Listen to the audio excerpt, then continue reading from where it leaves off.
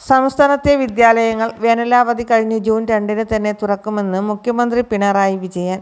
പുതിയ അധ്യയന വർഷവുമായി ബന്ധപ്പെട്ട് സ്കൂൾ സുരക്ഷ, കുട്ടികളുടെ സുരക്ഷ, പരിസര ശുചീകരണം, ഉച്ചഭക്ഷണം, യാത്രാ സുരക്ഷ എന്നിവ സംബന്ധിച്ച കാര്യങ്ങൾ കൃത്യമായി നടപ്പിലാക്കാനുള്ള മുന്നൊരുക്കങ്ങൾ പൂർത്തിയാക്കുന്ന ഘട്ടത്തിലാണെന്ന് മുഖ്യമന്ത്രി വാർത്താസമ്മേളനത്തിൽ അറിയിച്ചു.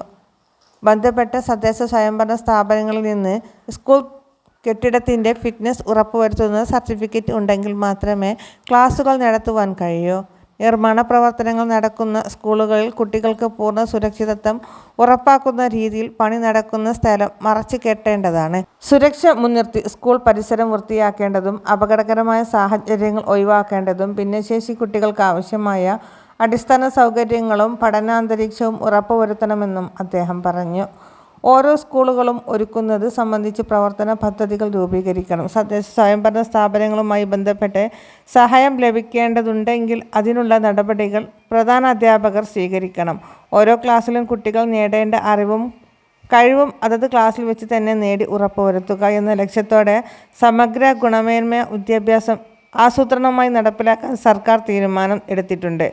ആവശ്യമായ പിന്തുണ ഉറപ്പാക്കി കുട്ടികളെ പഠനത്തിൽ മുന്നേറാൻ പ്രാപ്തരാക്കുക എന്നതാണ് ഈ പദ്ധതി കൊണ്ട് ഉദ്ദേശിക്കുന്നത്.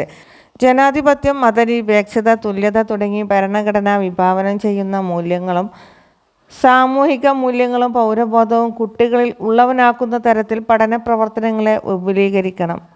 സാരോപദേശങ്ങൾ നൽകുക എന്നതല്ല പ്രവർത്തനങ്ങളുടെ വിഭാവനം ചെയ്യുന്നത്, മറിച്ച് അവ കുട്ടികളുടെ സജീവ പങ്കാളിത്തമുള്ള പഠന പ്രവർത്തനങ്ങളായി മാറണം.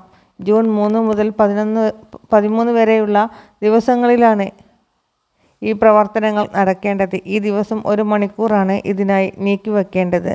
സ്കൂൾ ഡിവൈസ് ഗ്രൂപ്പാണ് ഓരോ സ്കൂളിനും ഓരോ ക്ലാസ്സിനും വേണ്ട മീഡിയം തയ്യാറാക്കേണ്ടത്. സ്വാഭാവികമായ പഠനങ്ങളുമായി ഇവയെ മാറ്റണമെന്നും മുഖ്യമന്ത്രി പറഞ്ഞു. എല്ലാവിധ വാർത്തകൾക്കും വിശേഷങ്ങൾക്കുമായി ഈ ചാനൽ സബ്സ്ക്രൈബ് ചെയ്യുവാൻ മറക്കല്ലേ.